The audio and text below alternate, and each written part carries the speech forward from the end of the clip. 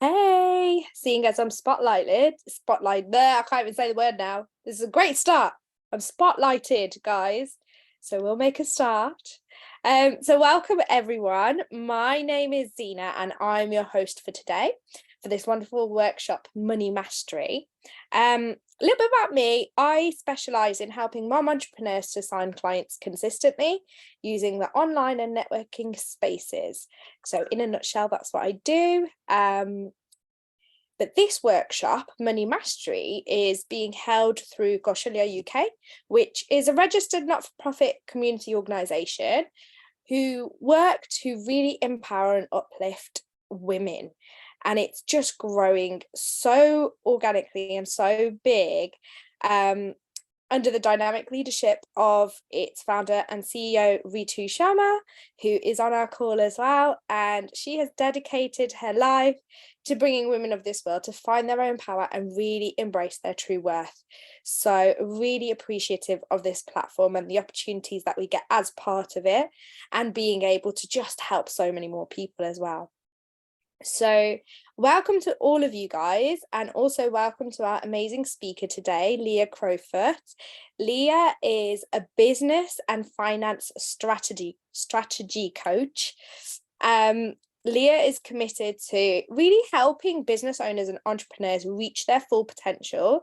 And as a qualified and experienced management accountant, master practitioner of NLP and timeline therapy, which I love, and a mental fitness coach, she really uses all of these skills and draws on these skills to empower other business owners in really stepping into and having a great relationship with money. And that's why we're here today. So I'm really excited for this. Just before I hand over to Leah, I will request that unless otherwise asked for, please just leave questions till the end of the session, make a note of them. If obviously Leah asks for interaction during, please get involved. So yeah, if you could jot any questions down to ask at the end, they are really important to us. We love answering questions at the end. So yeah, we'd love to get through as many as come our way. So over to Leah. Thank you very much, Zena. And I just wanted to thank Ritu as well for allowing me to come onto her platform, and Carol for pushing me to do it because she can be very persuasive. And thank you, Zena, for that wonderful introduction. I really appreciate it.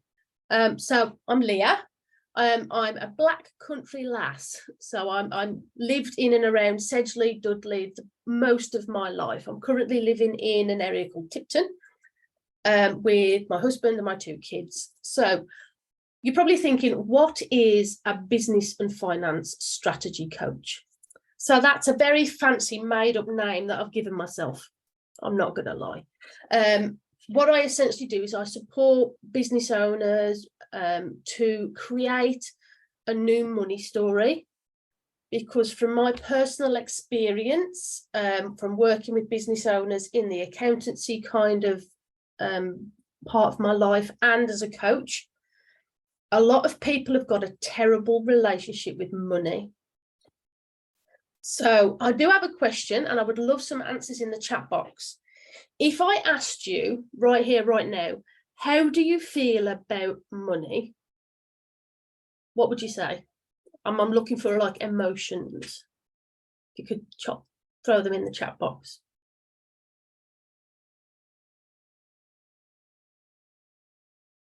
Love it. Protective. Powerful. I love it. Awesome.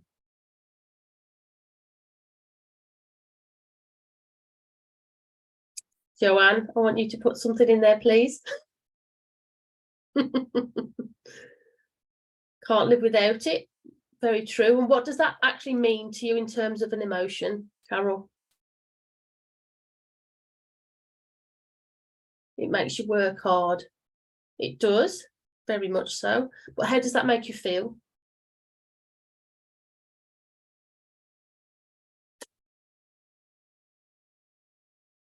Struggle with it, holding on to it. So how does that make you feel, Joanne? Feel like you need it. Okay. You feel positive. That's good. That's good. So we've got a kind of a uncomfortable and negative, yeah. And this is why Joanne's one of my clients. Yeah, very much so. So you've obviously done a lot of work on your relationship with money, Ritu. The reason why I ask is because we all have a money story, every single one of us. And what the money story we've got is not actually ours. It's one that's been passed down to us from generations, past lives, if that's something that you believe in. And then all we've done is then add to it by our own personal experiences with money, which is based upon the beliefs that were instilled upon us by our parents' parents, any past lives, etc. And one of the other biggest things that causes a really negative relationship with money is financial domestic abuse, which is something that I've come across quite a lot within conversations I've been having with women recently.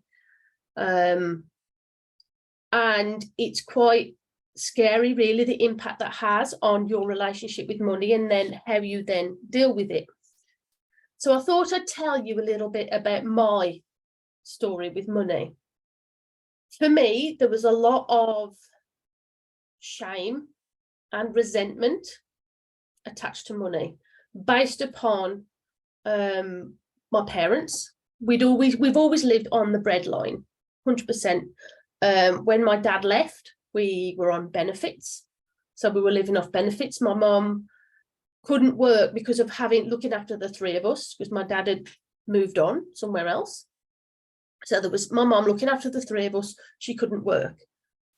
There wasn't enough time in the day for it. It didn't bother me, as far as I can remember, when I've done all the regression work on myself and working through my own money mindset and understanding my own money story. It didn't affect me until I got to around 11 years old, when I went to secondary school. And it's ingrained in my mind, this situation. We had to go into the main reception area of our secondary school, and collect a token for those of us that were on free school meals.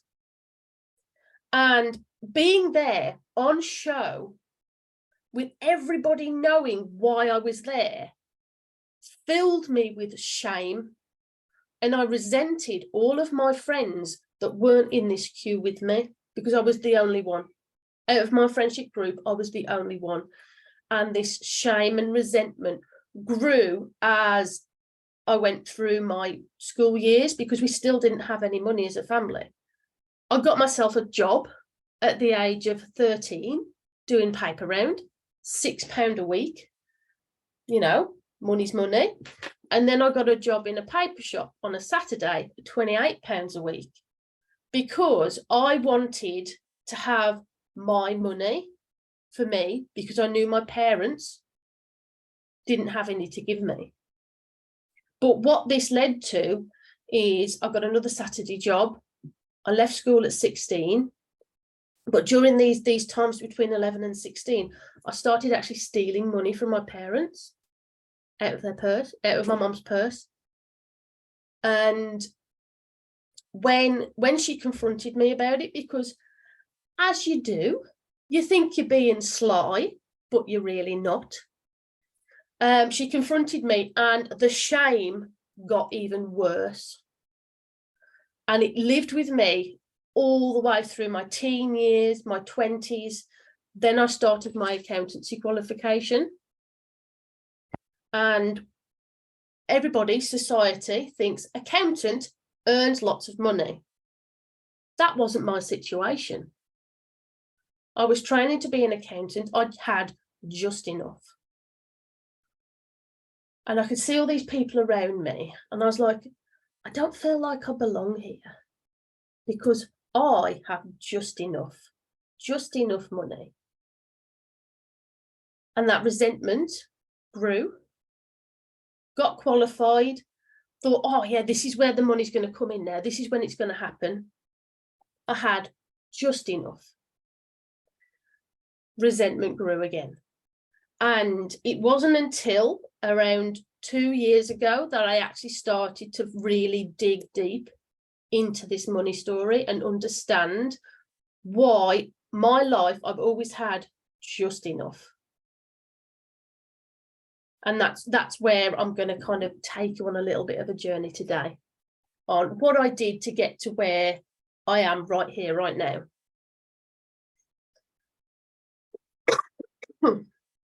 So when we start thinking about healing a relationship with money, we start thinking about, okay, what can I try myself? Let's see if I can fix it myself. So we start maybe doing a budget and managing the money that we've currently got. Go, okay, so here's my bills, here's what I've got coming in.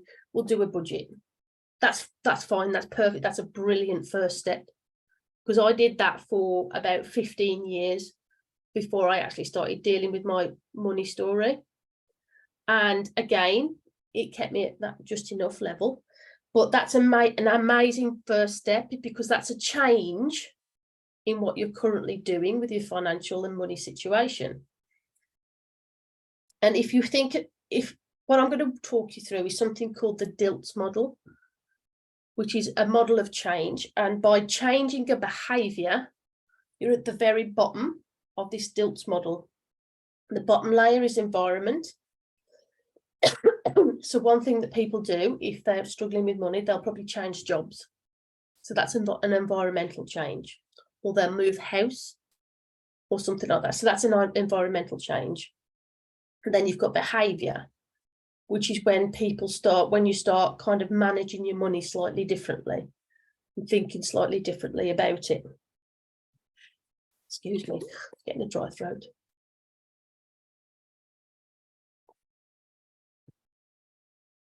But if we only ever deal with environmental and behavior changes, we'll very quickly revert back to what we were doing before, because this is just surface level work.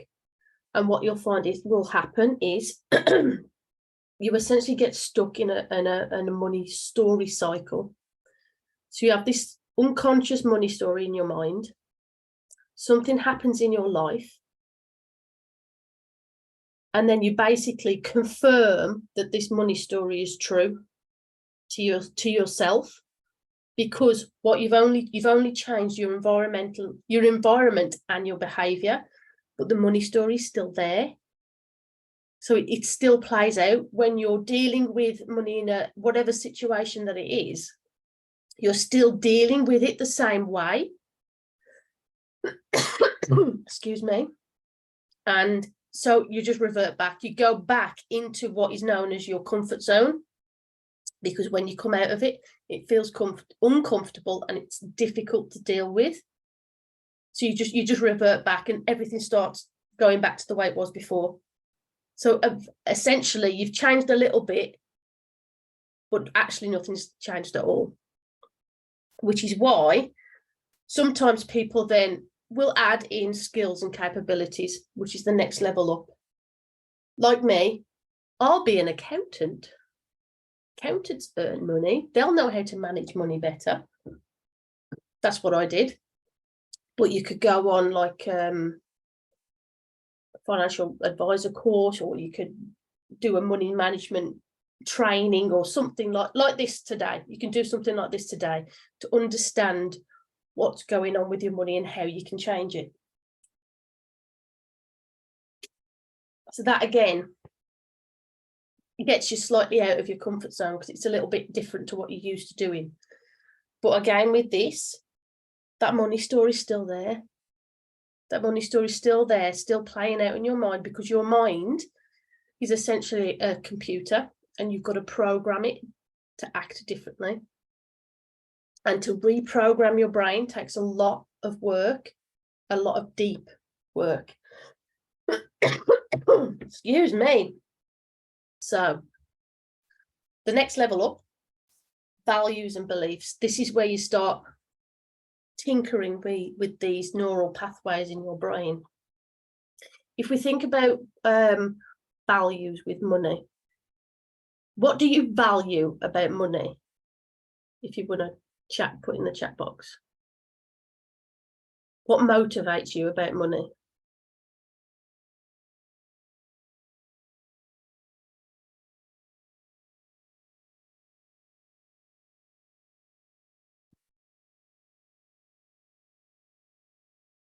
Awesome.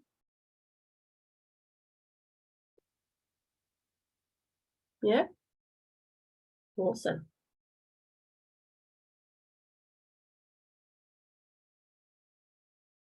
Brilliant. Okay. So, provide for your kids, Ritu. What is it that you're trying to achieve by providing for your kids?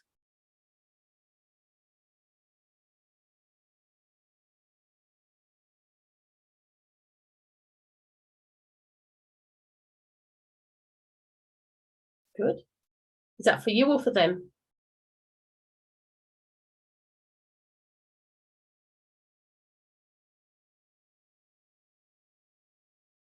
Okay. Value choices you can make. Okay, so what's your motivation for having choices? I thought, would it be better if Ritu unmutes herself and has? Yeah, you can unmute if you want to, or in the chat box. It depends whether you want to be on the recording or not. I don't mind. So Zena, that question was actually for you. You value choices. Okay, sorry. What is it that you value about having the choices? What is it? It's the flexibility of being able to money. I see money as transactional, so for me it gives me more choices in my lifestyle, if you like, around the kids, being able to have that flexibility around the kids. Okay, so what is important to you about that? So that I can prioritize lifestyle over work. It's the balance. I don't want life to fit in around work. I'd rather work fit in around life.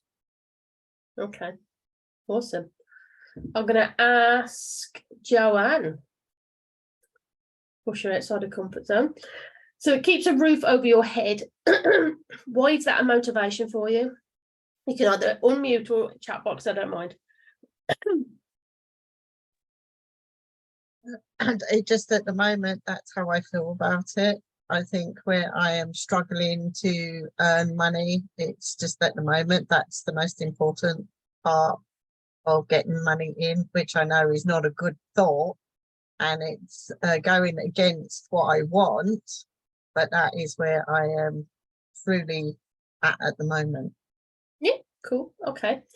So the reason why I'm asking these questions a little bit deeper in the top three, and I want other people there as well to think about this, is if you are trying to get away from something, I mean, Joanne's nodding because she's heard this before. If you're trying to get away from something, what you're actually doing, say your goal is in front of you, but you're trying to get away from something, where's your attention? It's over there. So if your motivation for all of these bits to do with money, values to do with money, are based upon not having something because you don't want debt or you don't want to not have freedom, your actual motivation is facing the wrong way. And this is where you need to really look at your values. Okay, what am I actually striving to achieve? Not what am I trying to get away from? It's very nuanced, this way of thinking. And this transition of motivation is something that I do with my clients through timeline therapy. So it's you can do it by yourself, but it takes time to change that motivation, because Zena, you mentioned that you don't want something, and instinctively I was like, you've got a lack mentality around money and you're running away from something. So your motivation is not in the direction you want it to be to do with money. Does that all make sense? So if your motivation is focused backwards, you're never going to move forwards. So that's why I've pushed So when you're thinking about what you value about money, what motivates you about earning an income for you to achieve what you want to achieve, what are you running away from something, or are you running towards something? That's what I want you to think about. And that's where the values and beliefs come in, which is up that hierarchy, and just switching that motivation and stop thinking about what you're trying to get away from, changes the whole rest of the pyramid down, because your environment changes, your behaviors changes, your skills and capabilities change, because your whole thought process to do with money completely shifts. Because personally, when I started my journey, I was trying to get out of debt. I did not want to be in debt. That was my motivation. And it showed up when I was doing my personal breakthrough in money. My motivation was running away from so much stuff that I didn't want, that I'd lived with my entire life, and that my mom lived with, and my mom's mom lived with. We don't know much about my mom's mom because she was adopted, but I'm pretty sure there was probably similar things going on back then as well. So I've had lots of generational money problems. And to try and remove all of them from my genes, my unconscious neural pathways, has taken a lot of work, and I'm still working on it today. I still find myself sometimes getting stressed out about the fact that things aren't where I want them to be. And I've got to catch myself and go, stop. You're looking the wrong way. Stop focusing on what you haven't got. Focus on what you're trying to achieve. And all this comes through, what's on the top of the tier is your identity. So to have an identity change to do with money takes a lot of work. A lot of work. And I can see Ritu nodding her head. It takes a lot of work. But to become so kind of detached from these generational and lived experiences to do with money, you need to change your identity on how you are as a human being and how you act in this world. And this again is what I do with my clients. Joanne, at the moment, we're going through a 6-week self-mastery course, which is a course where we master those mind monkeys, those negative thoughts that we have in our mind. We call them lots of different names, the judge being the biggest one, the one who judges you, judges others, and judges situations. So when it comes to money, you are generally judging yourself for not being good enough, others for having more than you, and that your situation is what you're judging. So in this self-mastery course, which I take all my clients through, we learn how to recognize when we're in this judgment state. And there are loads of other things going on in there, but I won't go into that. But this is causing an identity change, because they're going, oh, there's that negative thought. That's a neural pathway that's been built in my mind based upon my life's experience and my generational experience to do with money. So I'm going to catch that and go, no, actually, this is what I think now. And you catch it every single time. And even if what you want to believe isn't the physical state of what's happening, your brain doesn't know the difference. So if you believe that you are going to be earning XYZ by XYZ to achieve the impact you want to have with your life and business, imagine in that scenario, will tell your brain to change that neural pathway, because the brain doesn't know whether it's true or not. Because if you're thinking it, it starts to believe it. So that neural pathway changes and you start to change your identity. So I went a bit deep there. Does that all make sense with everybody? Awesome. So what can you do here today? Obviously, because you can't just jump into working with a finance coach like myself. So some tips for you. Number one, if you're not already, start paying attention to what's going on in your money. So have, say, a spreadsheet. I've got one you can download for free off my website.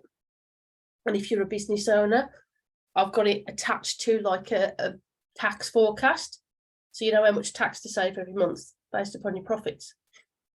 And that's for free on my website. So start by doing that. And if you haven't done that before, the very act of starting to actually pay attention to money in your life and in your business starts the journey of changing these lower level bits of the pyramid. Yes, you might fall back into it, but if you consistently commit to yourself to start looking at your money and seeing what's going on and forward forecasting, if you know you've got to pay for something, going, okay, in 3 months' time, I'm going on holiday. I need XYZ money for that holiday. If you see what's going in and out, you can go, okay, I need to save X per month for this holiday. And that will start you managing your money better, so you don't get into a situation where you're jumping for the credit card, for instance. Because in my world, like Zena said, money is transactional. Money is energy. That's all it is. If you've got £10,000 in your bank account, have you physically seen £10,000 like actual money? I know I haven't. All I see is a number on an app. And I could very quickly go boom, boom, boom and move it to another computer and it's another number on another app. Yet so many people attach their worth and value to that number in their bank account. Whereas it's not real. Money's not real. It's just an energy transference, transactional thing.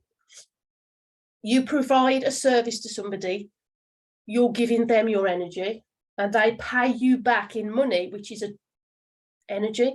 It's a transferable energy source. That's all it is.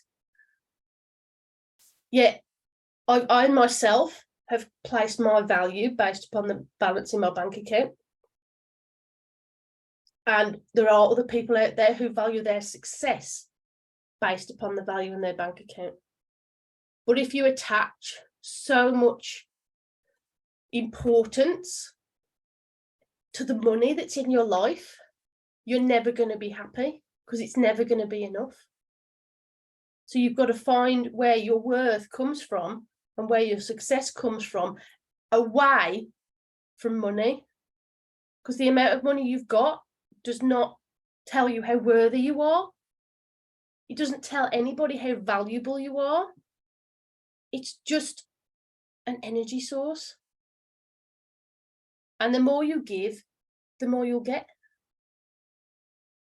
The more energy you give, the more energy you get back. Simple transactional world working there. Cool. Have we got any questions so far? I need to rest my voice for a minute. I've got sort of like a comment, maybe leads into a question. So talking about the energy around money, I know that as a child and growing up, I used to feel like it was dirty or greedy to really want lots of money. And it was like a big conflict in me for a very long time, because deep down, I really wanted to earn money. I felt like it was a great motivator, and I thought it's a sense of like, I've done this. But I think generationally, maybe even culturally, it was seen as something that was, no, it's greedy to want too much. And so I attached it to that. And I even used to feel really bad like spending money on myself, because I grew up watching my mom do that. For example, she wouldn't buy things for herself, and if she did, she'd question it like 50 times over. as in whether she should she go and return it, and it was like a whole process repeated over and over again. So I hated asking my parents for money. And so I worked from a very young age. From the moment I could get a job, I got a job. Even though my parents did have plenty of money to give me, they weren't in like, money wasn't scarce for us. It wasn't also, my parents aren't rich, but it wasn't scarce. We were kind of in the middle. We were okay. So what I started doing is I would sell my own things to avoid asking my parents for stuff. Even though it was stuff that my parents had given me, I'd sell it to earn a bit of extra money, because I just wanted to avoid asking them for money, because I just didn't want to be made to feel bad, or I didn't automatically want to be feeling bad for asking that. So I have worked on my money mindset a lot over the years, a lot. There's still a lot of work to be done. And I think it's just a constant journey, isn't it? That we always cross. Is as we evolve, we've got more things to kind of work through. So what I do is I now, and you mentioned it before, I do always, even now, seem to start with what I want to get away from. What don't I want? I always start with that. I do, and being a master practitioner of NLP myself, I noticed that it was a pattern where I would always look at what I wanted to get away from. That's why I was a serial yo-yo dieter for a long time, right? But I do now turn to what I do want. My question to you, would the aim be not to think about what you don't want at all over time? Would it just be to focus on the goals and what you do want as an initial thought? Oh yeah, totally. My focus is the impact, and the money is just a symptom. So my mission is to provide women with financial education by making it understandable and fun. Adding fun into money. Because who has fun with money? Those who have got loads that just throw it around or carol. But people don't have fun with it anymore. They're so serious and withdrawn, and they won't talk about it. Why won't we talk about it?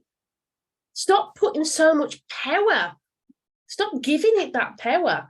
I mean, I attended a networking meeting this week, and I mentioned what I do, and I felt the energy in the room change. I was on a Zoom call, and I could feel the energy change from this computer screen. Which direction? It was negative. It went really negative. Because people don't like talking about money. They get really uncomfortable about it. And that's my mission, is to get people to talk so openly about it that it's not an issue anymore. That's my whole mission. I quite like what you said about intergenerational, belief system, but around money especially, Leah, because I come from a very well-resourced family. I was provided for. We had a very good lifestyle, lavish, but I'd never felt rich. And that was down to the lack of attention that I wanted from my parents and, people around, but I didn't get it. And I attached to that my self-worth and my self-importance was low. So I was never rich enough. Although the money aspect was great, I could place a finger on something and I would get it. And I was sent to the best colleges and universities, very expensive education I've had. But I was never rich, right? And the other side of it was that because my dad was a self-made millionaire, I was very much in love with the idea of his struggles. And I just like Zina, I mean, she's talking my story literally because I wanted to make it work for myself, right? I thought it was so weak to get money off that. And whereas my other siblings were okay with it, I was never okay with it. And I paid the price for that, right? And for a very long time, I was very uncomfortable around money. Money was not a positive thing because, when it comes to you, you become selfish and greedy. And even if you have it, it should all go out and it should only be used to help and support others, which I still believe in, but not all of it, Prioritizing yourself first, haven't you? Absolutely, you have to help yourself, but it's very fresh learning for me as well. I mean, my first book was called Rich Man's Poor Daughter, because that's where I was at 6 years ago. That's what I thought I was. That's how I felt I was. I mean, I'm relaunching my book and I'm calling it Rich Man's Rich Daughter, Leah. So that's the reflection of the change of, the shift I've had around money. But yes, it is, and generationally as well, because my dad struggled. I thought and very fairly felt that I have to as well. I mean, it's not fair that I take dad's money easily. And so, so there's so many different things, angles to the intergenerational belief system as well. Yeah, I mean, you can't blame your parents. No. Because that's their journey with money. It just so happens that we are, I'm not going to say collateral damage because that sounds really bad. Yeah. But, in a way.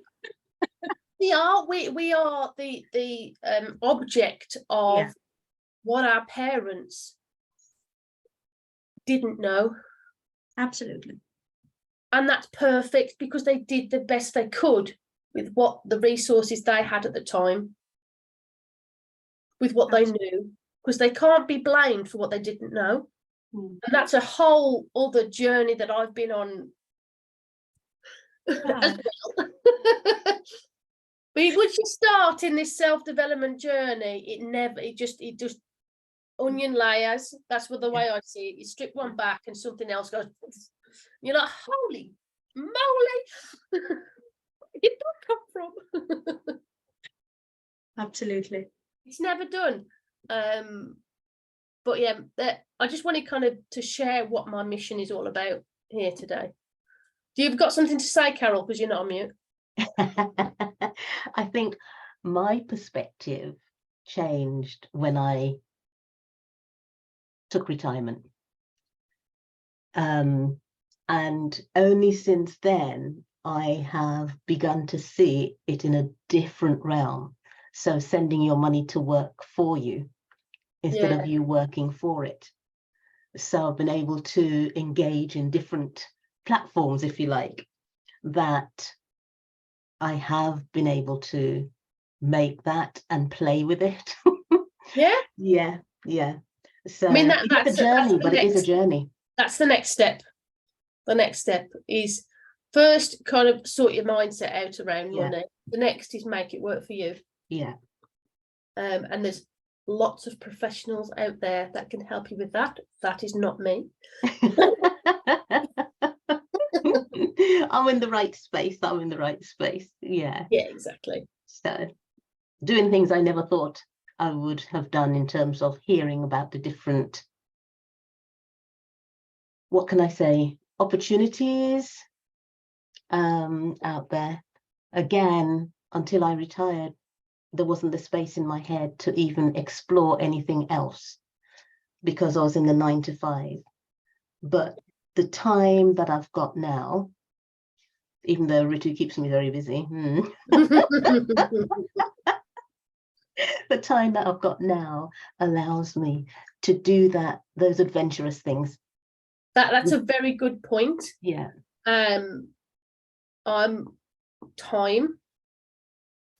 Time is much more valuable than a pound in the bank account. Yeah. 100%.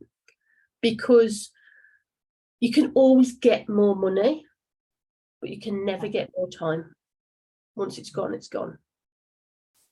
Because you can always generate more money. And that in itself is a massive mindset shift, especially for people who do struggle to say outsource things. Cleaner, save you a few hours a week cleaning your house. You're like, oh, but I don't want to pay that money. But think of what you'll get back. Think of those 3-4 hours that it takes you to clean my house.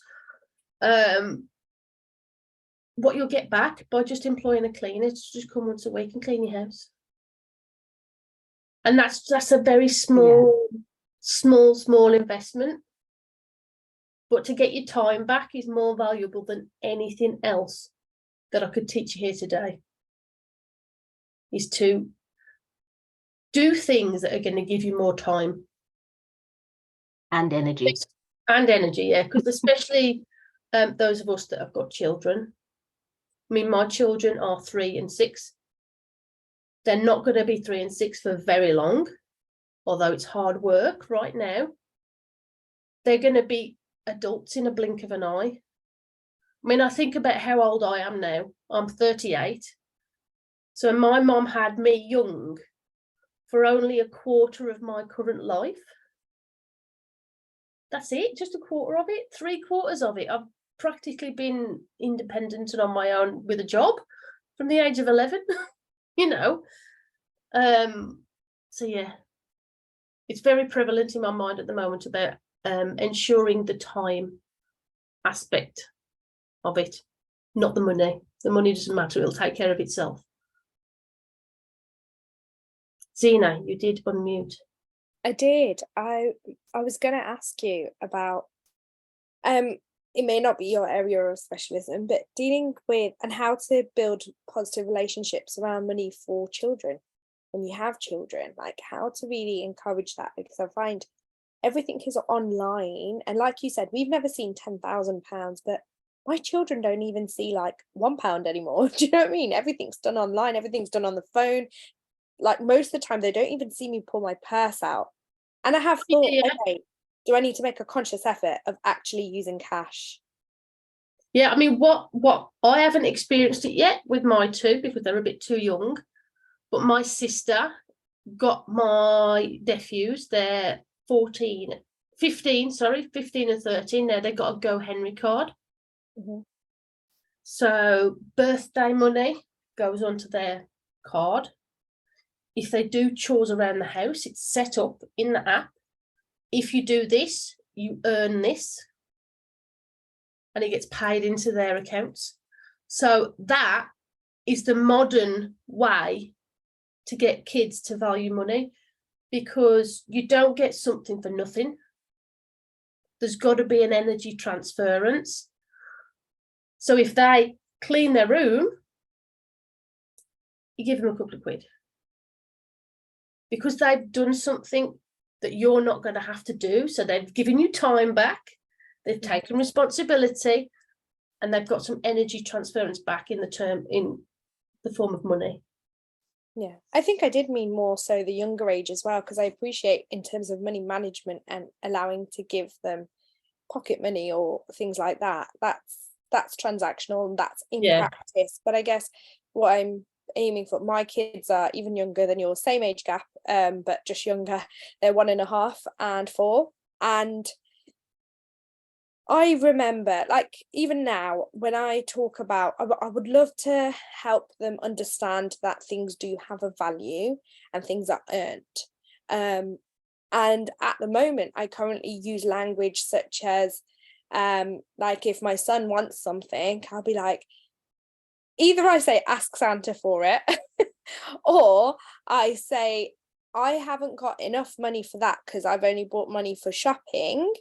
But maybe if you're able to, I don't know, I incentivize it. Like, if you do really amazing listening next week, then maybe mummy can save some money and come back to the shop and we could choose something together. Now, I've allowed him to pay for things with like vouchers. He has even used cash. But like, I know he's young, but I would love to like build that positive language around money. And sometimes I've heard myself slip into, I haven't got enough money for that, and I don't want to, can't afford it. Yeah, or like, mummy doesn't have money for that. Like, and then I catch myself out thinking, oh, am I meant to say that? Is that the right thing to say? I don't know. Actually, there was a post that my sales coach put out today, and he replaced I can't with it's not a priority right now. But if you do XYZ, then you'll have it. We will find a way to create it for you, because I do exactly the same with my 6-year-old. So he loves those little grab bag things, the blind bags. And every time I go to the shops, he wants one. I'm like, no, that's not what we're here for. That's not a priority right now. We're here for X, Y, Z.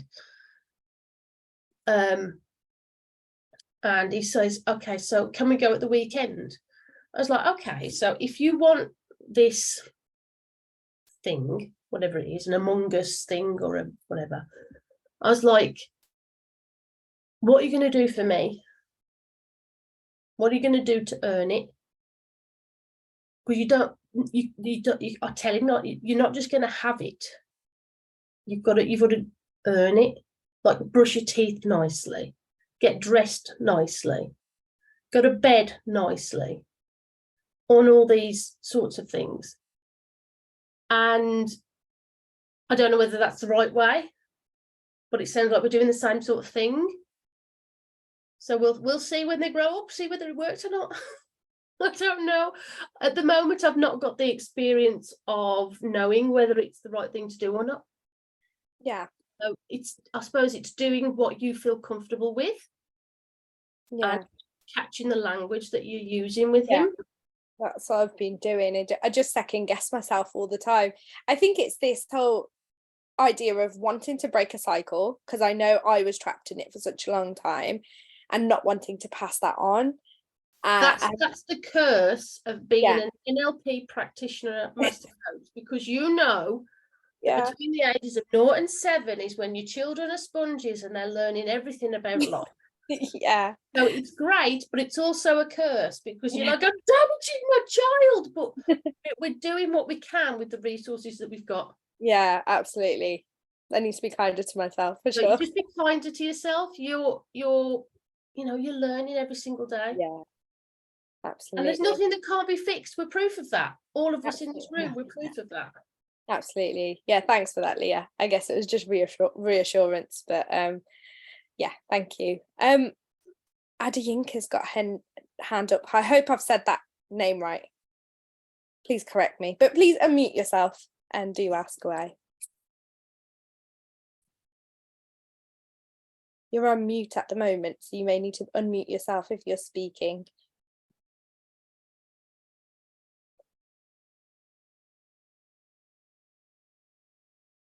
Or you can pop something in the chat, whichever works. Don't know if that hand up was a mistake. No, not sure. Not sure.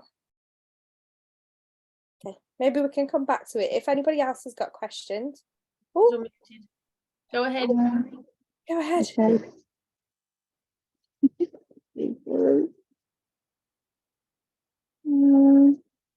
Right. Adiyinka?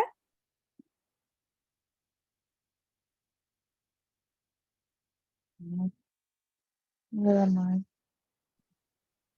It's all right, we can hear you. We can't see you. We can hear you. Oh, hi, can you hear me? Yeah. Yes. Okay. Hi, I'm so sorry. I actually popped to the shop because the shop was closing. Okay. But yeah, I just wanted to say thank you, actually. I've been listening to everyone and it really resonates because I'm in some debt myself. And what you said about the language that you tell yourself that has been learned, it really resonated strongly with me. But, you know, in terms of like aha moments, you know, why I'm probably in the situation I'm in, because I realized the language hasn't been very kind, and I haven't really understood as money being an energy. So that's really interesting, actually, just a different perspective, which I kind of need to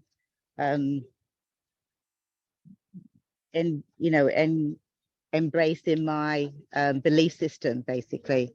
So thank you. No problem. Thank you for sharing. Yeah, it's very Really powerful because I guess it's a different energy. You know, if you have that belief system, then the energy would be different. Yeah.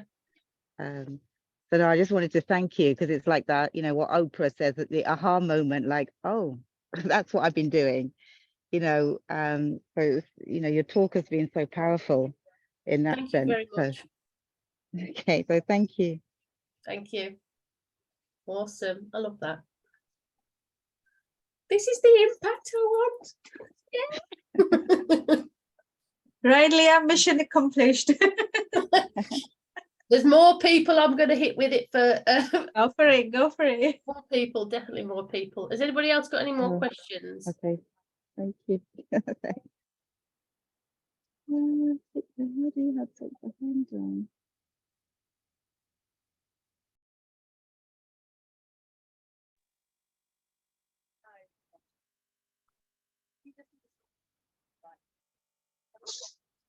I think the room's got No more questions, guys? Okay, I think that's everybody. awesome.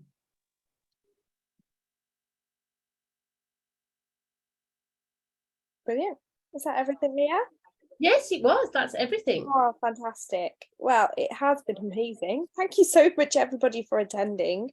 I think there's been some, well, quite obviously some mindset shifts happening during this session, which is so powerful.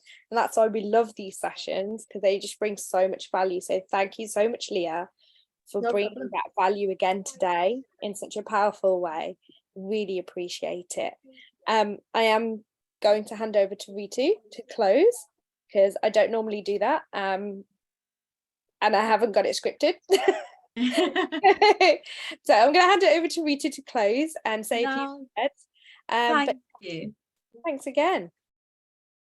Thank you so much, Zena. I mean, I want to say a big thank you to Zena first for bringing us all together. Zena, I understand it takes a lot of time and effort and energy to bring everybody in, to liaise with the speaker, to bring them in, to schedule their, speaking time, etc. So thank you so much for everything you do for Kaushalya UK. I'm truly, truly grateful. And I mean, Kaushalya UK totally is afloat because of its wonderful volunteers currently. And that is the truth.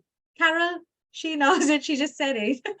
So thank you so much, Zena. I really, truly appreciate that. And a big, massive thank you to Leah for giving her time and energy to be here with us tonight and to share some wonderful, wonderful insights. I mean, Leah, there was a time when my business account looked really great, but my personal account didn't reflect it. And I was stressing upon that. That was a few years ago. And obviously then the penny dropped and I understood, like Zena,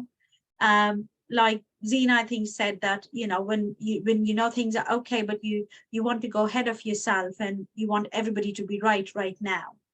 And I talk from experience really, and I have done a lot of work around money and mindset. So please connect with Leah. These things work. That's what I'm trying to say, if anybody needs help around this. And since I have let it be and I have not turned around to face towards what I don't want or what I want, I don't have it and I want it. I have started focusing on resources on hand, things that are within my control and I can do them, change them, etc. And have stopped stressing about future. Things have come round. Thanks to God, it's worked, and they work. And that's what I'd say to anybody who's struggling with money mindset or money matters, for that sake. But Leah, thank you so, so much. I mean, Carol, thank you for the introduction, because I know Carol was the one who introduced us to Leah. Thank you for the introduction, Carol. And Leah, thank you so much for agreeing to be here. Please come back again. These things are very valuable and very needed, as we've seen, as we know already. And everybody else who joined us tonight, I want to say a big thank you to you for spending your evening with us today, taking this time out to be with us. Thank you so much. Have a wonderful night, evening, day, wherever you are in the world, and bye for now. Bye.